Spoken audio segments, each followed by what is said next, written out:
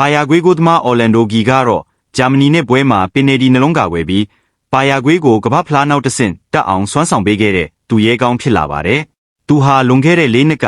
တာဦးလေးလမစေပဲမွေးဖွားပြီးအရေးပေါ်ဖြစ်စဉ်ကဆေးဖို့အတွက်သူ့ရဲ့ယူနာဆယ်လက်ရွေးစင်အင်ဂျီပါဝင်ရှိသမျှကစားသမားဝတ်စုံတွေကိုရောင်းချပြီးမိသားစုကိုကယ်တင်ခဲ့ရသူပါ2025ခုနှစ်အထိစီနီယာကလပ်ပွဲ3ပွဲပဲကစားဘူးပေမဲ့ခြေစွမ်းပြခွင့်ရရာကနေလက်ရွေးစင်အတင်းကြီးရဲ့ပထမဦးစားပေးဂိုးသမားဖြစ်လာခဲ့ပါတယ်ခုကမ္ဘာဖလားဂျာမနီပွဲမှာပင်နယ်တီနှလုံးအပါဝင်လက်စွမ်းပြခဲ့လို့ပွဲစဉ်အကောင်းဆုံးကစားသမားဆုရခဲ့ပါတယ်သူရရှိခဲ့တဲ့ပွဲစဉ်အကောင်းဆုံးကစားသမားဆုကိုနေရက်မှာဆေးရုံတက်နေရတဲ့သူ့ရဲ့ဒူလေးအလက်ဇန်နာအတွက်ရည်ညွှန်းပြီးအခုလိုပြောကြားခဲ့ပါတယ်အလက်ဇန်နာဒီဆုဖလားကမင်းအတွက်ပါ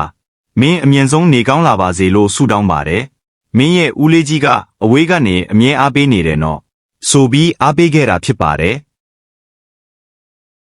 ဂျာမနီအသင်းဟာပါယာကွေးအသင်းကိုပင်နယ်တီနဲ့ရှုံးပြီးကမ္ဘာဖလားပြိုင်ပွဲကနေထွက်ခဲ့ရပါတယ်ပွဲပြီးမှာဂျာမနီနောက်ခံလူဂျောရှူအာကီမစ်ချ်ကရှုံးနေမှုအတွက်တာဝန်ပြည့်ဝယူတယ်လို့ပြောခဲ့ပါတယ်သူကပင်နယ်တီရှုံးတာထက်အသင်းရဲ့ကစားကွက်အားနည်းချက်တွေကိုပဲအဓိကထောက်ပြသွားပါတယ်ပြိုင်ပွဲတစ်လျှောက်လုံးအကောင်းဆုံးပုံစံမပြနိုင်ခဲ့တာကြောင့်အခုလိုပြိုင်ပွဲကထွက်လိုက်ရတာတရားပါတယ်လို့သူကဆိုပါတယ်သူကတကယ်စိတ်ပြတ်ဖို့ကောင်းပြီးခံရခက်ပါတယ်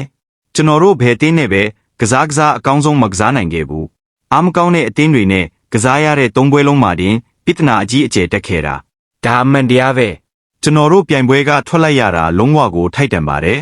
ကျွန်တော်တို့ကဂျာမနီပြည်သူတွေဂုဏ်ယူစေခြင်းလို့ကစားတာပါကျွန်တော်ငယ်ငယ်တုန်းကဆိုဂျာမနီအသင်းက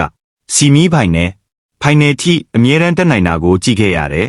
ဒါပေမဲ့အခုတော့အင်္ဂါပရိသတ်တွေကိုအဲ့ဒီလိုပျော်ရွှင်မှုမျိုးမပေးနိုင်ခဲ့ပါဘူးလက်ရှိအချိန်မှာဂျာမနီပြည်သူတွေအတွက်ဂုဏ်ယူစရာတစ်ခုလိုနေတာပါ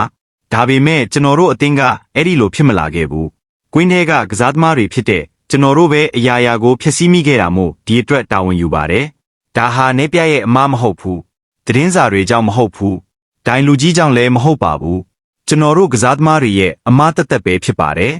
လို့ပြက်သားဝန်ခံလိုက်ပါတယ်ဂျာမနီအသင်းဟာ2018နဲ့2022ကမ္ဘာဖလားတွေမှာလည်းအုပ်စုအဆင့်ကနေထွက်ခဲ့ရပြီးအခုလည်းမျှော်လင့်ထားသလိုဖြစ်မလာပဲစောစီးအိမ်ပြန်ခဲ့ရပြန်ပါပြီ